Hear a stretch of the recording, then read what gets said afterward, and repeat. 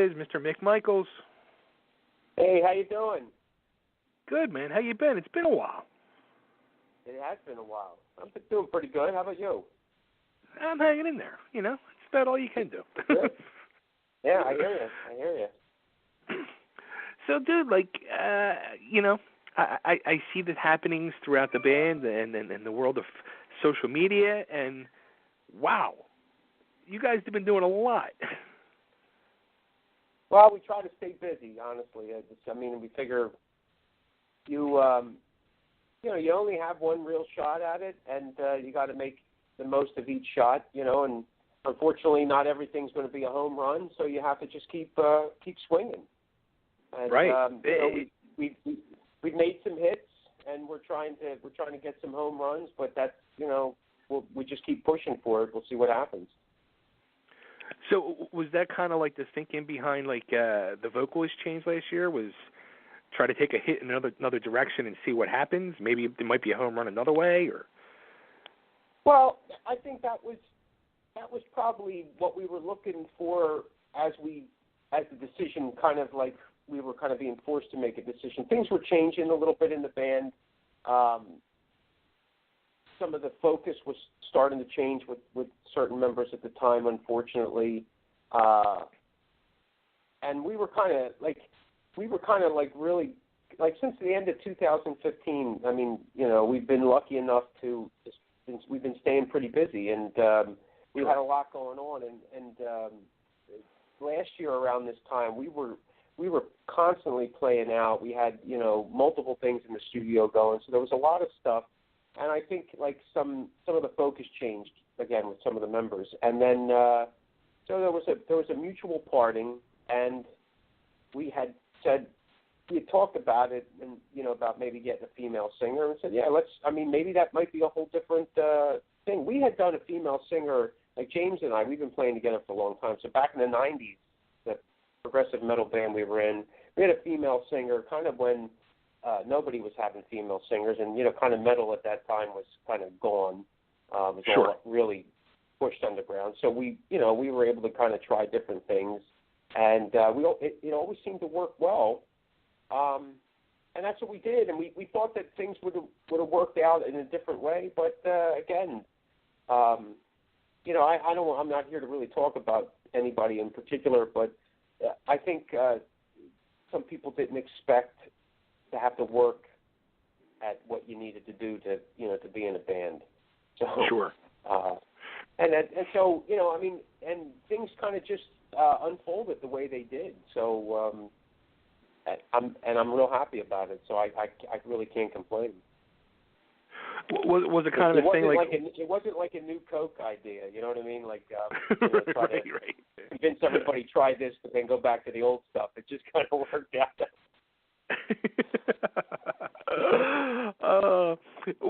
Was it a thing though, like how soon before you got into that situation that you thought to yourself, like, like this isn't going to work out, or was it kind of like a mutual thing as you guys were going along, like, hey, this isn't going to work out, and then things worked out where you got Frankie back? Well, I'm gonna, you know, and again, I hate talking at the school, but I knew in August. Shortly after, and probably even before we kind of made the final decision, I personally was on the fence about it. I knew that there was some personality differences that would, you know, possibly in the future cause us a little dilemma. But right. I was willing to overlook those, and I figured, you know, everybody's got whatever. I got a lot of, you know, issues myself, so, you know, sure. I mean, I can get as much as I can take in a sense. But, you know, it was a lot of wish-wash, and, you know, there's a culture about being in a band. There's a culture within the music industry, and there's, like, you know, if you're a weekend party band, there's a culture to that, and that's cool. Sure. You know, if you're an all-original band, there's a certain kind of culture to that, and I guess some people weren't really up to that, so which made things more difficult. So we kind of knew, but we were pressing on. I mean, we had obligations, and yeah. You know, and we gave our word, and there was things that were set up. So we did whatever we could to make as much as we could work. I mean, we tried to stay positive. We kept pushing forward. It just, when you're towing the line, sometimes it just didn't really work out that way. And we had already started to schedule a good portion of 2018, which included, we knew last year that we were going to be going to Europe. And, again, obligations and so on and so forth. And, and we want things that we wanted to do. This was like, the next level up in what we wanted to do. Sure. So, and again, I think some people want to join a band and they want to have a good time and they like being in the limelight, having their picture taken, and people come up and telling them how great they are and all that. But they don't want to always kind of put the work in. So, if you're not really connected, if at the end of the day you're not connected to the music, like the music isn't really the passion and all that other BS is, you're not going to be in the game very long. At least that's again my experience, my opinion. I know everybody's different, but yeah, I guess it happens to where I mean honestly to flip it onto like the radio side, like I have so many people come to me all the time. Oh, I want to do a show on your network. I want to do a show on your network, and the first thing I say to them is like, do you realize like it's work? It's not just hey, I pop up, do a show, and this and that, and see it, and I come back, and then you have millions of followers and listeners. It don't work that way. I'm like, you got to work. It's like a 24/7 job that you're not going to get paid for. And they're like, right. Oh, yeah, it sounds great. And then, like, 2 weeks later, they're like, dude, you realize this is work? And I'm like, hello? So it kind of sounds like the same thing you guys went through. Yeah, it's honestly, to succeed at anything, even if it's small success, you got to be at it all the time. I mean, and that's the thing. Yeah. And so at the end of the day, it's either a passion or it's not. Yeah. It constantly reminds me of the Kiss song, Do You Love Me? You know what I mean? Like when I go to it, you know what I mean? Like, you like the magazines and the sunglasses and the limo, but when it comes time to pay the driver, buy the sunglasses and purchase the magazine, nobody wants to be found. Right. So, Now, how did things like work out with you and you guys and Frankie getting back together? Like, who was the first one that reached out first? Well, we had actually, so it was a little rough part of the ways with Frankie. We knew we had come to a mutual understanding that we were parting ways, but we still had a series of shows, and we did a Midwest tour, already knowing that he was gone per se. So okay. I mean, we were still very cordial, and he came out to see us a couple times with Treese, and a little bit of distance, that those hurt feelings, that confusion, because the bottom line is, I don't want to sound like a I don't know, whatever it is that people worry about, but we built a relationship. I mean, we were brothers and friends, and there's a lot of deep stuff shared and so on and so forth. Sure. But it's seen us, and we stayed connected, maybe through social network. Now, Frankie doesn't live close to me. He's a couple hours away, but we would chat once in a while on Messenger or whatever that thing is that Facebook has. So it's I guess when we made the said, hey, look, it's over with Treese. We weren't sure what to do, and we had actually been talking prior to the end of last year that I said I was thinking of reaching out to Frank, talk to him, seeing what he's doing, what he wants to do, because for whatever reason, and then it was kind of brushed off to the side because again didn't want to cause bad vibes, want to keep things moving. But right. I think it was actually happening all at the same time without us realizing it. But I think for that particular moment, I think James reached out when all this, because we, believe it or not, we just contacted him. I was away. James was talking to me, and we and I said, listen, why don't we talk to Frankie and see what? And he goes, all right. I go, ask him to just fill in a couple shows, no commitment.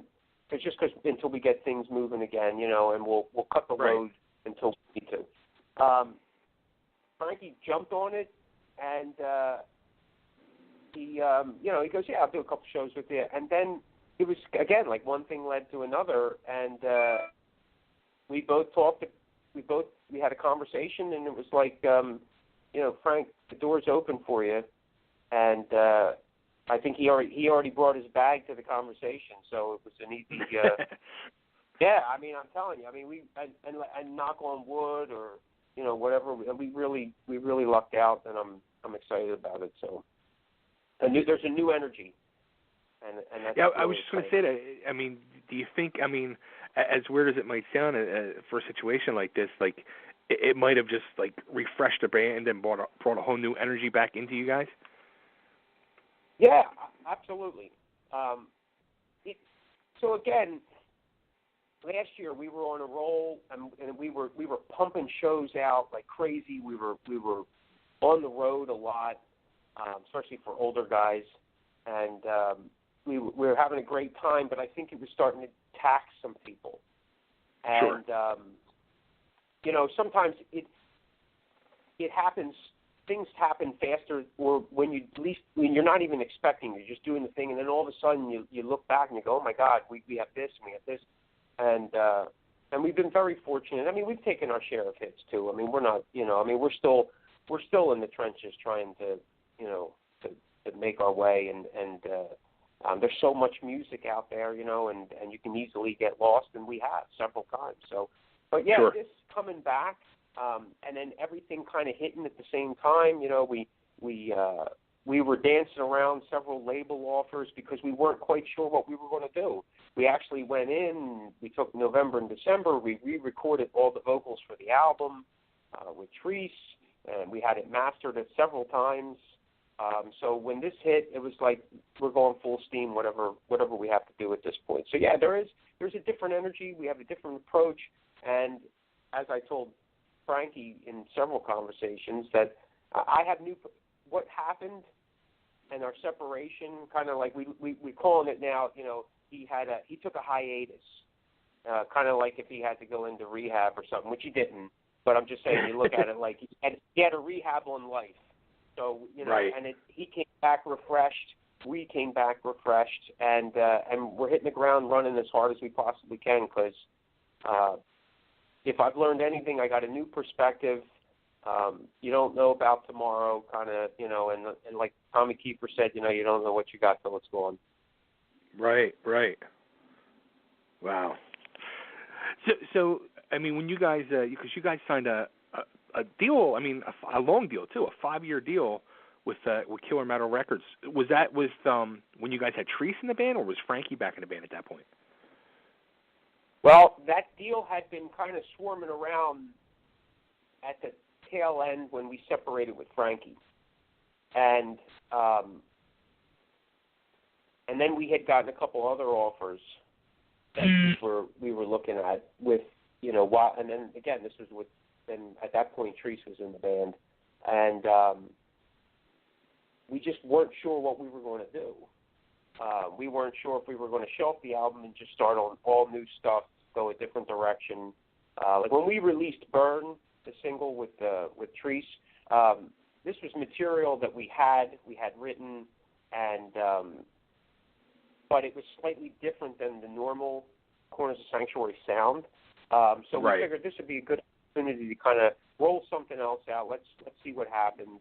I mean, one of the beauties about being, I mean, in essence, we're an independent band, and bands now that are at least like us, I mean, you make your own way. I mean, you get linked up with somebody, a distribution or a label or whatever, but the bottom line, at the end of the day, it's all up to you. There's no nurturing of bands like there used to be, and a big payday. But with that big payday, there was a big loan that was always due at the end of something. So, so we figured, hey man, we're gonna try and see what happens. But when we came back from California from the West Coast tour, we decided, hey, we're going to re-record the vocals. This is the best thing to do if this is the lineup that we're going to move forward with. So we did, and that's what we were moving with. But then, you know, when all this went down, there was just no point in doing that. No one had paid, their dues enough to deserve something like that, in my opinion. So we went back with what we were going to do, and we had it remastered by Bill Matoyer, who mastered the version with Trees. We figured, well, if we're going to invest, then we invest the right way. And like I said, it all kind of it was all happening at the same time. I can't. Other than that, I mean, just like you know how like sometimes there's a perfect storm, and we lucked out here in a sense. There was like maybe 2 weeks of like, oh my God, we're going down with the ship big time, and this is the end. To that, yeah. I mean, but again, I think a lot of bands will experience that. Like it's something, especially when you have several things in the fire and it's rolling, and you're planning down the road, like. You know, you're not just booking a week or two at a time. You're starting to book, you know, at the end of the year, and you're looking at stuff for 2019, and you're kind of making commitments based on what you have at the moment. It kind of looked a little false. I mean, to be honest with you, I mean, I'm not going to blow smoke and mirrors and say, you know, hey, this, that, and the other thing, because we're a very transparent band in that sense. I mean, we have a body of work. We let that speak for itself. I'm not going to tell you how good or how bad that we are or not. That's up to people to decide. But you know, I mean, it was daunting there for a couple of weeks, and you got to we just kept swinging. One of our little sayings is that we just keep swinging until somebody goes down, and that somebody that goes down may be us, but at least we go down swinging. So it may be the fact that we're all Italian or something, I don't know, but it just works that way. So and like I said, sometimes you swing and you hit the right button, and we did this time. So we're just gonna keep going so we can something happens, and we're planning this year to be a big one. We've cut down on some of the amounts of shows that we're playing. Simply to kind of keep perspective, and we got the album coming out. We're doing a little bit more recording this year because we can, and then we're doing we're going to Germany, and we're going back out to California in November. We're doing some Canadian dates in September. So things are. So I'm happy with it. You know what I mean? It gives me a little bit more time too. I get to spend with my wife and kids. Nice. Now at any point, like. During that 2-week time, that sounded pretty like heads or tails, like you didn't know which way you were going to end up. Did you like think to yourself at any point, like, you know what, like let's just close it up, let's close it down, just shut it down, and like figure out life in another direction? Well, no, I think not like, hey, listen, we're done, giving up, and I'm gonna become a bus driver at Disney World. Though I'm not opposed to that. That's actually a pretty exciting job, I think. I mean, plus you get free park admission. So I'm not opposed to that. But I think what there was a consideration that James and I were talking. Say, look, we have an album. We can get the album out, and then we ride that for a while. We just cut back on shows. Believe it or not, during that time we had some shows, and we did some shows as we did instrumentals. We did our music all instrumental, no singer, because again we had obligations, and we're not a fan of canceling shows. I mean, I think in the time that this band's together, I think tops there may have been 2 or 3 shows that we canceled. One family member, one member, their mother passed away. So, of course. And then the other one, the singer at the time couldn't sing. So we probably, and we're still early on, so there was kind of like maybe we shouldn't go, and that would have been that's really kind of about it. And then we didn't want to, can shows that you book, because that just doesn't look good. It's unfair on the other bands, it's unfair on the booker, it's unfair on the venue.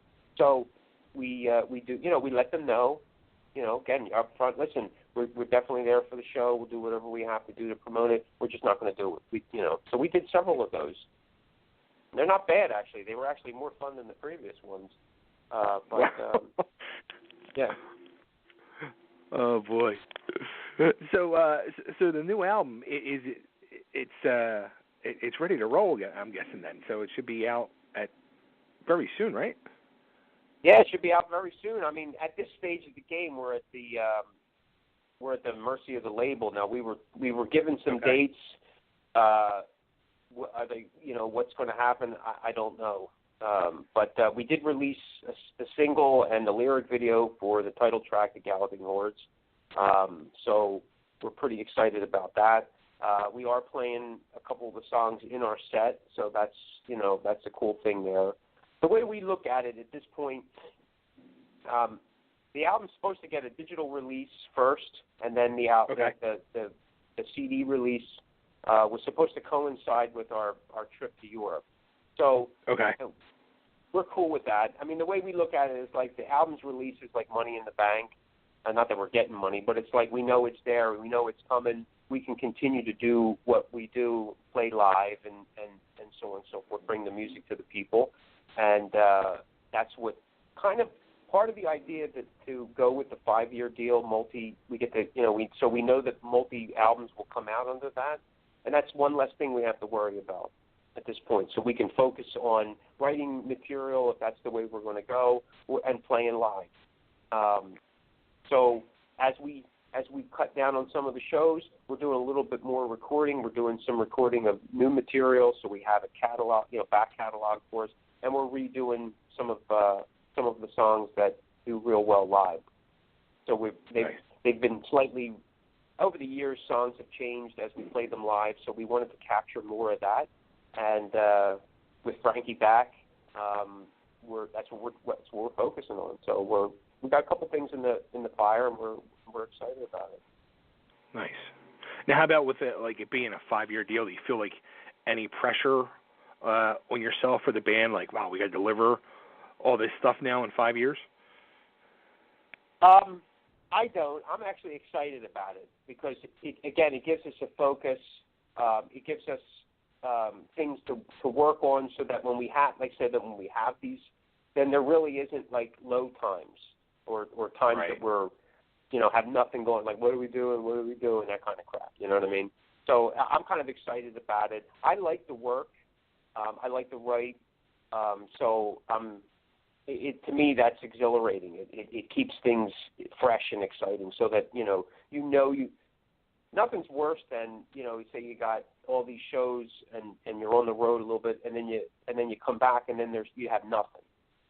Right. So if you knew you were rolling off, and then you get to work on some new material, and that material, there isn't a guessing game. Is it going to come out? Is it going to come out? Are we going to release it ourselves? Is it just going to be digital? So on and so forth. That was some of the things that we wanted to kind of eliminate, at least this time around, so we could focus on other stuff, and we're excited about that. That's pretty cool. I mean, my hope is if I mean, depending on how each year goes, but we get another 2-3 albums out of this, I'm pretty thrilled about that. I mean, nice. somebody likes the music somewhere. Now, how about being the fact that the label is based out of Germany? What's the reception like over in Germany for you guys? I'm sure because they love that classic metal sound.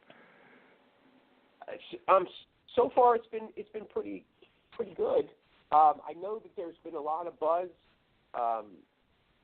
Even more so because we're having a chance to go over there, and we're going to do a number of dates, and that's been positive. It's been positive. I'm really positive. Sometimes it's mind blowing if you think about it. Again, it's somebody outside of, like, say, you and your wife like your music, and your wife may not even like your music, but she just says she likes your music to keep you quiet. And that may be the case, and that's okay. You know what I mean? But and then because again, like I remember, back in the '80s playing, and it would take sometimes months to get your cassette tape to Jersey from Philly, and that somebody would listen to it, and it didn't end up in a wastebasket. Now, I know this sounds weird to the young people at the generation of today that been have grown up on it, but the music is instantaneous. Like I could send it and it's boom, it's in Germany like right now, and somebody listens to it, and then so on, and so to me that's pretty exciting, and which makes this trip even more exciting. So that I know it's kind of cool that I know that we're not just going to go play some venues to us and the sound. And right. I didn't spend 8 hours on a flight just to play in front of the sound man. So there's some excitement for that. How it's going to, overall be received and all. I'm staying positive about it. We're going to do our best to bring them a good show and all. But who knows? You know what I mean? So again, that's why we just keep swinging and we're going to have a good time with it. We're really looking forward to it for sure. That's awesome. Congrats to you guys, man. Well deserved. Thank you, man. Thank you. So coming up, you guys show Joey Belladonna coming up May 4th. Yeah, really excited about that. I got my albums ready for him to sign and all, but we're pretty excited about it. I actually got to speak to him on the phone because we're backlining the drum set and all. And that okay. was, how cool is that? You know what I mean? Like, holy crap. You know what I mean? But yeah, he seems like a really nice guy, and we're really looking forward to it. It's only us and him because he's doing a few hour set there. He's doing some classic covers and stuff like that. I guess that's the hot new thing everybody wants to do. Yeah. I haven't got on that bandwagon yet, but I guess when I run out of stuff to write, I guess maybe that's what I'll go to. I don't know. I don't know. I was never good at covering songs. It was always a bear for me. So I figure, well, the easier thing to do is write my own stuff. At least I know who I'm copying. I'm copying myself. So yeah, right. But yeah, it's going to be a good show, and we got a festival in June 16th. We're playing up in New York, Nick Stock. And we got some some Pennsylvania local shows that we're going to be doing, kind of like just to keep the juices flowing. We have some other things, some other dates in the works I can't talk about yet that we should have booked before we go to Europe, and then we do the Europe thing. And I think then after Europe, I think we have we actually get like a week or two off, and then we're going to go to Canada. And then, we got some other things, and then we're doing back out to California in November. At least I think that's what we're doing. Somewhere in there, we're supposed to be doing a video, or another song on the album called Hail Hail. So we'll see. I'm not sure what those dates are. Nice. Busy. It's gonna be a busy 2018. Yeah. Well, listen, it's. A painter paints, a sculptor sculpts, a baseball player plays baseball. I guess they play baseball, and we're a band, so we have to kind of work on the music. You know what I mean? Right on. Along with everything else, right? Sure. So yeah. Cool, dude. Again, I'm so excited for you guys and happy about the whole deal and going to Germany. That's exciting, man. It's super exciting. Yeah, it is. Thank you very much. Appreciate it. Now, where should we send everybody to keep up to date on you guys and get the music when it's coming out? And well, we got our official website, cornersofsanctuary.com, is a hub, and you can get we put our tour posters up and and our dates and stuff like that. Our full catalog's up there, and you can get stuff. There's some of our back albums are still available in CD format, and then you can do digital downloads and stuff like that. If you want like up to the minute type stuff, I guess Facebook would be the way to go. It's become that thing. It's become that part of life until something else comes about. But you can check us out there. We have a monthly newsletter you could sign up for. It keeps you up to date. Sometimes we give free downloads and stuff like that. It's stuff that you can't get necessarily on the website and stuff like that. Or we get like special deals to to our subscribers for T-shirts or some kind of merch or something like that.